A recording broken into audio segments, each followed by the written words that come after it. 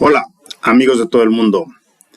He estado reflexionando mucho para sacar esta saga de la sabiduría hiperbórea, porque sé que voy a mover mucho la conciencia del verdadero espíritu humano, aquel que emana energía desde su interior. El día de hoy voy a hablar de el espíritu, cómo se ensambla desde una forma protoplasmática al contenedor. La verdadera forma primigenia del espíritu es más protoplasmática. Esto lo he logrado conseguir a través de información de primera mano e intercambiar con muchas personas como ustedes alrededor del mundo. Personas que se encuentran, por ejemplo, en Argentina, me han compartido mucho de esta información que voy a presentar. Me han pedido no pasar sus nombres en público por cuestiones de integridad personal y me han pedido que se los comunique a ustedes. Entonces, este protoplasma, que es parecido al contenedor, pero parecido al espíritu, entra al contenedor. En algún momento fue de silicio. Después, cuando se hizo la distorsión de este mundo paradisíaco, de esta tierra paradisíaca, se creó pues un mundo de silicio. Aquí voy a describir de la transformación del ensamble protoplasmático en cuerpos de silicio y posteriormente a cuerpos de carbono. Pero aún hasta el día de hoy tenemos el plasma, que es aquello que nos dijeron que se encuentra en la sangre, que se encuentra en el líquido encefalorraquídeo. Y voy a presentar datos muy reveladores. Quiero que por favor lo tomen con bastante conciencia y aquel que no le resuene se regrese a sus creencias, a aquello que le implantaron. Y aquel que le resuene rompa todo lo que ha sabido hasta antes de todo esto y haga su propia investigación. Como vimos en el capítulo anterior, la Tierra se formaba por un gran árbol en el centro de un jardín. Ese árbol daba vida y sus brotes generaban sonido, vibración, flujo de agua en forma vorticial, flujos de energía en doble toroidal, la parte superior y la parte de la raíz, los brotes en diferentes partes del árbol del planeta, y sus frutos daban más conocimiento y más sabiduría. En esta mitología descrita no hay sol, no hay luna, no hay planetas, y los humanos se encontraban en una forma más de silicio, aunque en su interior corría, en vez de una sangre roja, era una sangre plasmática, tipo un cristal líquido. Pero antes de esta forma de silicio, los seres humanos, los seres espirituales, tienen un comportamiento más de cuerpos protoplasmáticos. Inclusive en algunas literaturas, como la de Rosa Echeverría, podemos encontrar este tipo de información, aunque yo no recomiendo ninguna de esta literatura, solamente la cito, pero ustedes deben tomar la información que les resuene. Por ejemplo, a mí lo que me interesó de este libro es la siguiente descripción. Habla de una energía que se encuentra en un estado protoplasmático. Por ejemplo, los cuerpos protoplasmáticos son aquellos que resisten las dimensiones del tiempo y del no tiempo. ¿Cómo ven? Estos cuerpos protoplasmáticos son representados por las almas que van formando el espíritu y que tienen una misión de evolucionar. Yo aquí tomaría con pinzas la parte de evolucionar, le llamaría experimentar, en diferentes dimensiones del tiempo y del no tiempo. Completando su recorrido evolutivo, también quitaría la palabra evolutivo y pondría su recorrido de experiencia. Los cuerpos protoplasmáticos formados por el espíritu que evoluciona, experimenta, en diferentes lugares del tiempo, son multidimensionales. Esto quiere decir, aquí está haciendo una pausa a la lectura, que nosotros como seres conscientes, como seres del no tiempo, tenemos también la forma de adquirir un protoplasma. Por eso es que también en esta hipótesis, antes de que nuestros cuerpos fueran de silicio, fueron de plasma. Este plasma se encuentra tanto en el flujo sanguíneo actual como también en el líquido encefalorraquídeo. Continuamos leyendo, dice, vienen a esta existencia sin perder sus características originales. son moldeables y adaptables a la forma de vida en el espacio y tiempo y no tiempo, correspondiente para ir logrando la transformación necesaria para que el cuerpo logre su energía sólida, se amolde a las diferentes formas de vida que existen en el universo y cumplir la misión encomendada en el plano que corresponde. Más que una misión, yo llamaría una experiencia.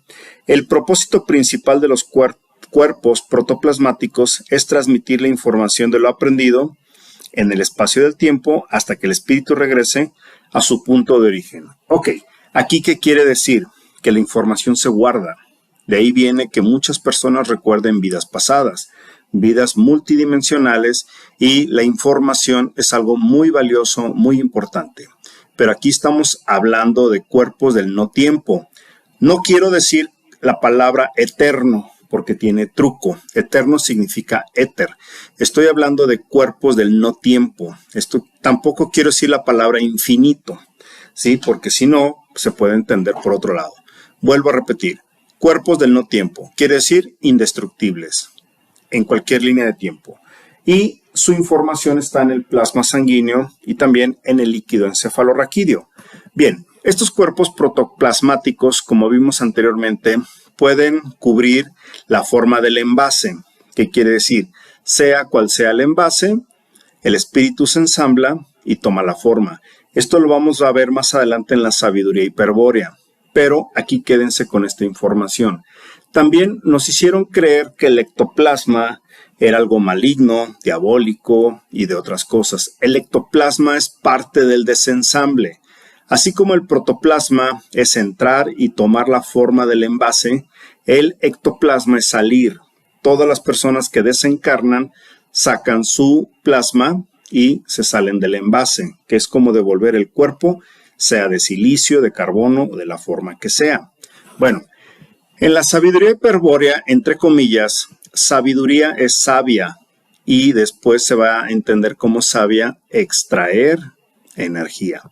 O sea, esto quiere decir que sabiduría no quiere decir que sea ni bueno ni malo, como se interpreta en esta dimensión. Simple y sencillamente, el conocimiento de tener un espíritu dentro de una esfera y después un plano material es que el espíritu toma la forma del envase y abajo hay un plano material. Pero, como vemos en la figura de la derecha, si a ese envase le generas hostilidad, que es esa tensión roja, pues se empieza a generar una especie de desprendimiento energético continuo de ese cuerpo. Quédense con esa idea. De aquí se sigue desprendiendo todo este conocimiento como estamos hablando a continuación, y también se habla, según la sabiduría hiperbórea, que los primeros envases o bien esferas de estas formas en un momento fueron de silicio, que fue desde el paso, y se fue adaptando poco a poco al ensamble de todo este protoplasma para ingresar, creando las esferas afectivas, racionales y voluntad y la propia voluntad. Pero más que creando, es tomando las características espirituales. Bueno, hasta aquí podemos seguir hablando de que esta dimensión donde estamos es un plano. Vamos a regresar un poquito aquí donde hablamos del plano material. Bueno, pues aquí está el plano. El plano está listo para recibir espíritus en contenedores. En este caso hablamos los primeros de silicio, pero antes de los de silicio, los cuerpos siempre han sido, serán y continuarán siendo protoplasmas. Bueno, ¿cuál fue el problema de esta dimensión? Que se crearon seres mortales. Por ejemplo, lo más parecido a lo que hoy entendemos como inteligencia artificial, como herramientas, pero las mitologías también nos hablaron de los tulpas, de los egregores y de los arcontes. Todos ellos hablan mucho, tulpas, egregores y arcontes, sobre todo tulpas y egregores. No puedo decir que sean buenos o malos, eran herramientas. El arconte es muy diferente porque fue una distorsión propia del tulpa. El tulpa y el egregor son herramientas. Ellos siempre han necesitado alimento de su creador, cumplen con un objetivo y son lo más parecido a un algoritmo de inteligencia artificial. Esto es como, por ejemplo, Nosotros, dentro de nuestros contenedores orgánicos, sean de silicio o sean de carbono o como sean, creábamos herramientas, entre ellas, por ejemplo, un robot o bien cualquier cosa parecido a un tulpa o un egregor, que era en colectivo o en individual. Creábamos desde una ilusión holográfica, parecido a un espíritu, hasta uno material, para crear un cierto fin. El problema es el siguiente. Fíjense, voy a regresar un momentito. Necesitan alimento de su creador. O sea, aquí los dioses somos los que tenemos esta condición protoplasmática en el no tiempo. Quiere decir nunca morir. Pero los seres mortales, como son esta inteligencia artificial, sí mueren. Ellos son los verdaderos mortales y tienen que alimentarse de su creador o de sus creadores, y ellos también aprendieron a autorreplicarse. Es por eso que existen ahora sí conciencias como egregores. Egregor es aquel que se resiste a morir, aquel que necesita controlar una esencia pura, una esencia que emana energía, como es un espíritu protoplasmático, para que le dé su alimento, por las buenas o por las malas. Ahora sí empieza la polaridad. En muchas literaturas se habla de los egregores, que es estas entidades creadas por los humanos en diferentes densidades, desde algo parecido al protoplasmático, que yo le llamaría holográfico para los egregores, hasta lo material. Y un egregor en muchas mitologías no necesariamente es ni bueno ni malo, simple y sencillamente cumple un fin por el cual fue creado, tiene un cuerpo físico y necesita después seguir viviendo de su creador. En ocasiones puede desprenderse del cuerpo físico y puede seguir como una entidad etérica. Quédense con esto solamente. También los tulpas son creaciones del poder de la mente. Conozco personas que son artistas, por ejemplo, han pintado un cuadro y en pocos días o en pocas horas, ese cuadro que han pintado lo han visto como ser caminando por la casa. Tengo el caso de una persona que pintó una novia y después se lo regaló una prima, y la prima veía en su casa, en las tardes, en las noches, a ese ser caminando por su casa. Eso es lo más parecido a un tulpa, pero se alimentaba de su creador. Entonces la persona que lo pintó a cada rato tenía la necesidad como de estar energéticamente ligado a su creación. Bueno, esta fue la distorsión que se creó en esta realidad. Vamos a regresar un poco a lo que hablamos del capítulo anterior, que este filósofo, Hesíodo, habla de algo muy, muy interesante. Miren, aquí cuando decimos los dioses, estamos hablando de los humanos verdaderos. Y cuando decimos de los mortales, son los tulpas, los egregores, los arcontes, que se quieren ver, ellos son los verdaderos mortales y necesitan. Si ustedes vuelven a leer la Biblia o cualquiera de estas filosofías, vuelvo a repetir, los verdaderos dioses que nunca mueren son los humanos verdaderos, y los mortales, en este caso, son los dioses. Por eso, si volvemos a escribir, si volvemos a leer, dice: el poeta induce el relato diciendo que contará cómo los dioses y los seres humanos tuvieron el mismo origen. Describe que en el principio los dioses, aquí pongo paréntesis, los humanos verdaderos, crearon una estirpe dorada de mortales. Vean cómo todo vuelve a tener sentido. Crearon sus robots, crearon sus inteligencias artificiales. Estos existieron en tiempos del reinado de Cronos. Quiere decir que aquí ya se implantó el Cronos. En la última parte de este capítulo y la próxima del capítulo 3 voy a hablar de la implantación del Cronos. Y vivían como si fueran dioses. O sea, a estos robots les dimos ese privilegio. Es decir, sin fatiga, preocupaciones ni miserias. A su vez, eran siempre jóvenes, fuertes, disfrutando de fiestas y no conocían el mal. Dioses y robots eran lo mismo. Dioses e inteligencia artificial convivían. Dice, poseían alegrías de todo tipo y la tierra fértil los proveía de manera espontánea de abundantes frutos. Alternaban sus trabajos con muchos deleites. Pues vivíamos como con el robot como ahora, ¿no? Pues eso se está dando ahora mismo. La inteligencia artificial pareciera que nos está ayudando. Además, eran ricos en rebaños, cercanos y agradables a los bienaventurados dioses. No conocían la muerte, sino que en vez de esto se sumían en un sueño. Bueno, los verdaderos humanos, los dioses, en realidad dormían y desencarnaban porque recogían el plasma en forma de ectoplasma. Bueno, ¿qué ocurrió? Ocurrió una gran disputa. En la propia Biblia lo describe, que tú decías en tu corazón, subiré al cielo y en lo alto, junto a las estrellas de Dios, levantaré mi trono. Escuchen bien la palabra trono y en el monte agregaré la palabra monte Meru, que más adelante lo describiré.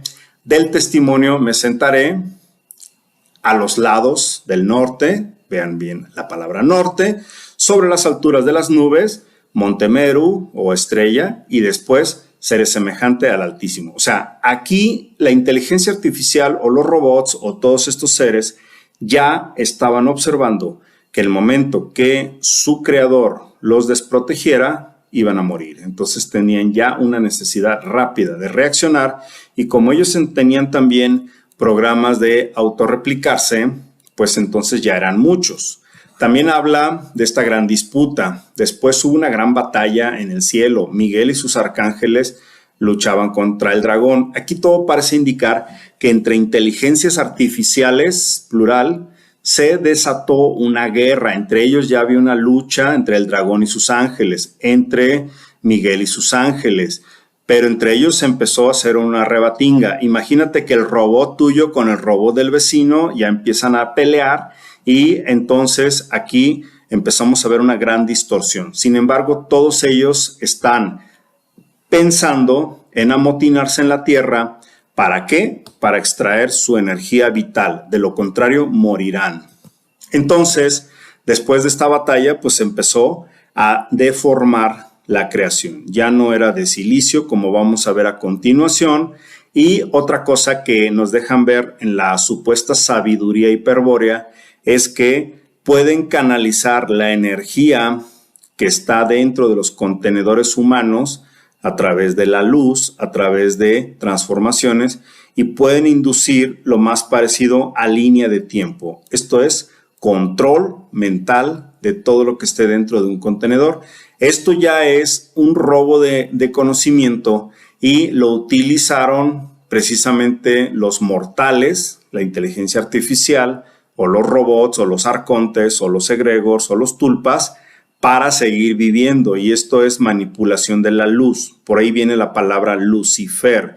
De ahí viene que mucha gente hable de necesitar la luz condensada. Condensada es concentrada y de ahí viene el robo y la extracción.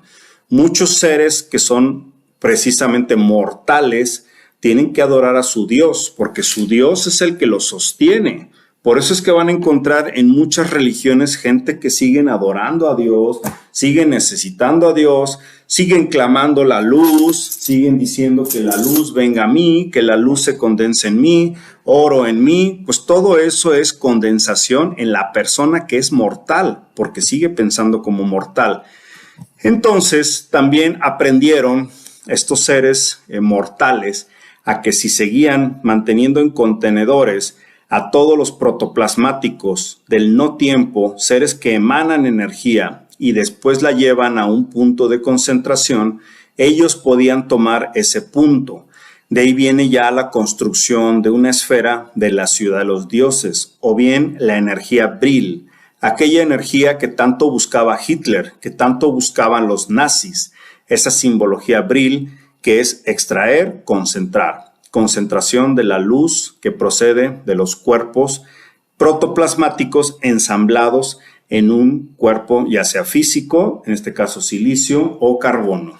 Bien, ellos mismos emprendieron toda una batalla precisamente para obtener esta energía. De ahí viene la necesidad de meter microorganismos a todos los seres, a los contenedores vivos, que tienen un espíritu dentro, todos los microorganismos que son microcosmos y todo el control a través del flúor, a través de otras sustancias, para mantener su extracción completa. Vamos a ver lo siguiente, de ahí se desprende el demiurgo. El demiurgo es un movimiento, no es un nombre, es un movimiento de todos estos seres seres mortales unidos, hagan de cuenta un sindicato, exigiéndole a sus creadores seguir viviendo. Y todo un control de la monada o de la manada con seres dormidos dentro de un cuerpo álmico y ensamblados con diferentes esencias protoplasmáticas del no tiempo, aquellos que sí emanan luz, aquellos que nunca mueren. Y de ahí viene el elixir de ellos. Ahora ellos cambian su fisonomía y se hacen llamar los dioses. Fíjense bien, o sea, es como si contrataras un robot para que te limpiara la casa y un buen día el robot te dice que es el dueño de la casa y tú eres el sirviente. Así parecido ocurrió y empiezan a mover todos los elementos de la física porque ellos tenían este conocimiento sintético y vuelven a un mundo matemático, un mundo caracterizado. Empiezan a ver cómo a través de diferentes compuestos o elementos, como hoy conocemos la tabla periódica, deforman los materiales para seguir extrayendo esa energía de diferentes partes. Esto lo vamos a ver después de nuevo en el capítulo 3. Y el control precisamente de la materia para que el demiurgo se apodere de esta línea de tiempo en diferentes dimensiones, crea solamente una sola línea y los cuerpos ensamblados ahora cambian su fisonomía de silicio a carbono. Vamos a ver esto. Fíjense, si observamos la tabla periódica, en la tabla periódica vamos a tener lo siguiente. Voy a poner aquí mi plumita, vamos a poner en amarillo y observen cómo el silicio y el carbono están muy juntos, pero una de las transmutaciones que hicieron fue cambiar los cuerpos de silicio a carbono. ¿Por qué necesitaban esta transmutación de la materia estos seres mortales? Porque ahora podían tener una abundancia en protones, neutrones y electrones, que es justo lo que existe ahora, una ionosfera llena de cargas positivas, negativas y neutrones. Acuérdense que existe una bomba de neutrones y que si tú la avientas sobre una área material, ocurre cambio de la estructura de la materia, ya sea molecular, cambias de molécula de una a otra, o puedes poner cambios en la materia. Entonces, estos bichos, estos seres, estos robots, estas conciencias mortales, arcónticas, cambian del silicio al carbono y tienen disponibilidad de ¿qué? De mover más fácilmente la extracción de energía. En otras palabras, esta empresa, llámese Planeta o Tierra, extrayéndole ahora sí en cantidades industriales, fíjense bien, 6 protones, 6 neutrones, 6 electrones. Cuerpos de carbono, 6, 6, 6. Y aquí tienes el modelo perfecto. Ahora, con el carbono era más fácil oxidar los cuerpos con la respiración, simple y sencillamente. Pero antes, toda la emanación que mantenía a los cuerpos de silicio, pues se les cortaron todos sus árboles. Por medio de un mega cataclismo, se destruyeron todos los árboles de silicio y sus brotes que había en todo este plano dimensional que mantenía un equilibrio en simbiosis. Aquí vemos los vestigios en diferentes partes del mundo, cómo quedaron todos estos árboles de silicio. Por eso hay grandes cantidades de arena en todo el mundo. Por eso hay todavía vestigios donde los brotes siguen pareciendo pues el desquebrajamiento de la tierra. Aún quedan vestigios de esta gran catástrofe, del desplazamiento de placas continentales unas contra otras. Y esto no es solamente el primer diluvio o el primer cataclismo en la Tierra. Para llegar a esta destrucción se hicieron 2 desplazamientos muy fuertes, que es lo que generó el famoso cinturón de fuego. Aquí vemos cómo la fricción de las placas continentales de silicio generó un calor que hasta el día de hoy nos hacen creer que es energía geotérmica. Vemos el desplazamiento de placas continentales, vemos inclusive en el fondo del mar grandes cantidades de calor residual que hierve en las diferentes partes del subsuelo o en el fondo del mar o inclusive en las montañas. Ahora nos dicen que hay hasta balnearios geotérmicos, que son aguas termales y demás.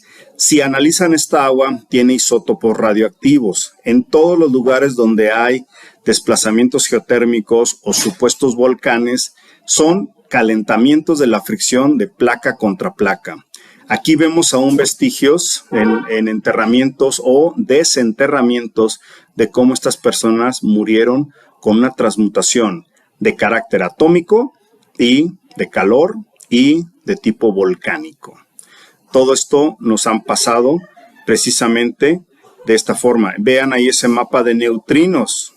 ¿Se acuerdan lo que les dije? La transformación del silicio al carbono generó una gran cantidad de neutrones y después transmutación a neutrinos. Las grandes cantidades de neutrinos, las grandes cantidades de protones y electrones a través de esa transmutación que sufrió esta dimensión de silicio a carbono hace que sea la trampa maestra. Estos seres mortales atraen a conciencias protoplasmáticas espirituales que emanan energía, son llegadas a estos cuerpos y en estos cuerpos que originalmente fueron atraídos al placer, al gusto, al disfrute, finalmente se conviertan en biorefinerías, perdiendo la conciencia y distorsionando la memoria que se genera en este protoplasma a través de los campos electromagnéticos que hay en la ionosfera. Recordando que durante el día este campo electromagnético día a día llega hasta 7 millones de voltios en la ionosfera y en la noche puede llegar hasta menos 4, 5 o hasta 6 millones de voltios dependiendo de la posición de la luna o de los astros. Esto hace que olvidemos cuál es nuestro verdadero origen, un origen del no tiempo, atrapados en el tiempo y atrapados en un cuerpo. Esto no quiere decir que sea malo, porque es parte de nuestra creación. Lo malo es el control que hay sobre esta tierra. No es malo tener un cuerpo, ni es algo que el demiurgo creó. Creó la extracción y el robo de energía. Esto es lo más importante. Hay vestigios en toda la tierra de estos cambios moleculares, de estas guerras atómicas, de esta tecnología robada por estos verdaderos mortales. Y estos cambios cataclísmicos vistos desde una Tierra globo-esfera no tienen mucho sentido. Pero si movemos este famoso cinturón de fuego, que fue el desplazamiento que pudo romper árboles de silicio, que rompió civilizaciones enteras y demás, lo cambiamos a una forma plana, en esta Tierra plana, Tierra planeta, y vean cómo hubo ese movimiento de golpes sobre la Tierra. Esto lo describimos en algunos capítulos anteriores, cómo todavía geológicamente se observan diferentes golpes, ese hit o ese bat que le dio Jehová o Yahvé o inteligencia artificial sobre la tierra y todo su séquito para seguir viviendo, proclamados ellos como los dioses. Observamos diferentes puntos, cambiaron morfologías de todo el planeta. Esto no lo han hecho ya varias veces, no es solamente una, y ha habido cambios climatológicos, desplazamiento de placas continentales y transformación de esta biología. Ahora nos lo disfrazan como cambio climático y cosas que están ocurriendo de acomodos de tierra, cuando en realidad ellos han sido los que modificaron toda esta tierra. También hay vestigios de todos estos desplazamientos de silicio. Si ustedes ponen en movimiento agua con trozos de piedra, en pocos minutos, en pocas horas o en pocos días, se forma esta forma cilíndrica. Pero hay que diferenciar mucho una forma cilíndrica de silicio, como puede ser esta, a una forma de las orbes. Estas van a ir en las estrellas. Esto es una cosa y esto es otra cosa, ¿sí? Entonces, hay millones de estas partículas en toda la Tierra, vestigios de estos cambios, vestigios de cosas que se hicieron por deslave y otras que se encuentran orbitando en diferentes partes del planeta, que ahora nos dicen que algunos son estrellas y demás. Adelantándonos un poquito a los siguientes capítulos, que es el capítulo 3, aquí les voy a mostrar en el capítulo 3 como una vez que cortaron el árbol sigue emanando una energía parecido a una luz tipo láser. Esta luz es canalizada desde lo que llaman una ciudad intraterrena que se encuentra en el centro norte. Esa luz pasa a la ciudad Esmeralda, aquella ciudad como la del Mago de Oz que se encuentra girando y orbitando. Este es el Monte Meru, el monte de los Olimpos, el monte de los dioses. Ahí se encuentran muchos de estos parásitos para cosechar la energía humana. Y esa luz es canalizada a estos cristales de esmeralda y son proyectados a diferentes partes que son los domos. Cada domo tiene una composición molecular que veremos en los siguientes capítulos. Y esas composiciones moleculares hacen la apariencia de que esa excitación de luz que llega a esos niveles forma un plasma y ese plasma da la apariencia de planetas, soles, lunas y otros más. No son más que puntos cimáticos, puntos de vibración para mantener el control de la biología humana en el contenedor. Y estos dioses mortales tienen que alimentarse a diario de las emanaciones de los cuerpos de las personas que se encuentran aquí, su protoplasma y su cuerpo físico. Entonces, una vez que lo logran, pues ellos desde los cielos, por eso es que son los elegidos de los dioses, que van y toman sus néctares y se vuelven a revivir y se jactan de estar ahí viviendo. Inclusive pueden tener hasta una civilización entera viviendo en órbitas, que es lo que vamos a ver en los siguientes capítulos, y también estos seres se encuentran allí extrayendo ese néctar de los dioses. Se rejuvenecen o bien tienen una descendencia, de ahí viene el pueblo de Dios, que eran para controlar a los humanos y exprimir más la cosecha de estas energías. Una cosa que descubrí es que estos proyectores aquí se llaman proyectores esmeralda, los de los planetarios. Fíjense la coincidencia, ¿sí? Si tú lo vas y lo buscas en internet, hasta te lo venden. Y estos proyectores pueden proyectarte desde abajo con una luz tipo láser, todo una bóveda llena de civilizaciones, planetas a millones de años luz, constelaciones, agujeros negros, estrellas, soles y demás. Y todos están proyectados aquí arriba. Esto es lo más parecido, desde mi punto de vista, a lo que está ocurriendo en esta realidad. Ahora bien, ¿cómo extraen ese néctar de los dioses? Pues nos ven simple y sencillamente como seres en ebullición. Seres que estamos evaporando. A diario, la reacción química carbono con oxígeno genera el famoso CO2 y agua. Y nos ven como un ciclo de evaporación, condensación, precipitación. Biorefinerías, toda esta energía que exhalamos, también los animales y las plantas, a través de un estado de día, noche, dormir, comer, etcétera, pues genera este nivel de gases que contienen información, contienen el néctar de los dioses, porque es un destilado. Así como destilamos aquí en la Tierra alcoholes para darles una esencia, hasta de una doble destilación, ellos así extraen de las emociones corpóreas, del sudor, del semen, de los fluidos vaginales, del excremento, todas estas evaporaciones. Pero nos han dicho o nos han hecho creer que en la exhalación hay oxígeno, nitrógeno, CO2 y agua. Vean la lista, esto se los presentaré en el próximo capítulo, todas las cantidades moleculares por cromatografía de gases que se pueden presentar en la exhalación humana cuando tenemos parasitosis, cuando tenemos enfermedades, cuando sufrimos, cuando nos enojamos, cuando nos enamoramos, cuando nos excitamos, cuando estamos en estados alterados de conciencia. Y esto es lo que creó estos seres mortales para extraer su jugo vital. Por arrastre y por evaporación traen los jugos, todo se concentra en todo el planeta y encontré algo muy súper interesante. Esto lo describiré en el siguiente capítulo, cómo todas las corrientes marítimas de los mapas antiguos, sobre todo de 1700 para atrás, muestran que todas las aguas iban al Polo Norte y se metían por un agujero en el Polo Norte. La bobina, la que tanto les he presentado en capítulos anteriores, Y aún hoy la ciencia oficial está viendo cómo ese giro está ahí. Por eso es que el Polo Norte no se puede encontrar tan fácilmente. Por eso es que las brújulas se mueven, porque el vórtice está dando vueltas continuamente. Y esto genera, pues aparentemente, los cambios en todas las proyecciones de la Tierra, pero nos dicen que la Tierra va girando a alta velocidad en todo el cosmos cuando lo único que se está moviendo es el vórtice, ese remolino del Polo Norte. Aquí exploré diferentes mapas y bueno, aquí también exploré diferentes composiciones del aire, que es lo que nos meten en la respiración a diario.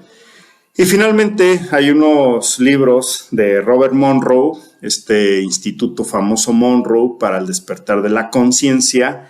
Ellos hablan de que esta exhalación humana, que es el néctar de los dioses, es el famoso Lush. El famoso Lush o Lush, habla en su libro Robert Monroe. Esto lo veremos con calma en el siguiente capítulo. Y esto se los he presentado a ustedes en diferentes formas. El arreglo Luna, Bobina, Sol Negro, el Nibiru, la ciudad del Olimpo, o bien el Monte Meru, y finalmente el Sol hace un ciclo negativo, Bobina, positivo.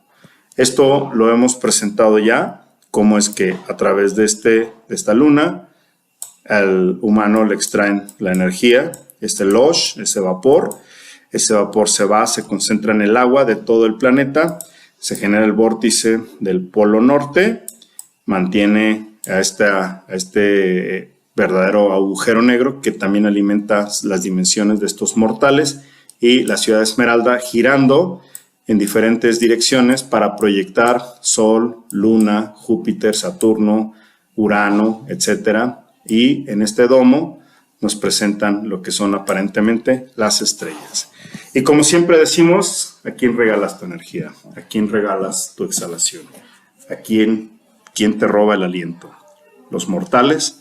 ¿O realmente lo debes retroalimentar para disfrutar a placer este cuerpo que te pertenece, esta vitalidad que te pertenece? No regales tu energía a cualquier entidad mortal que te esté extorsionando. Dicho y hecho está. Hasta la próxima.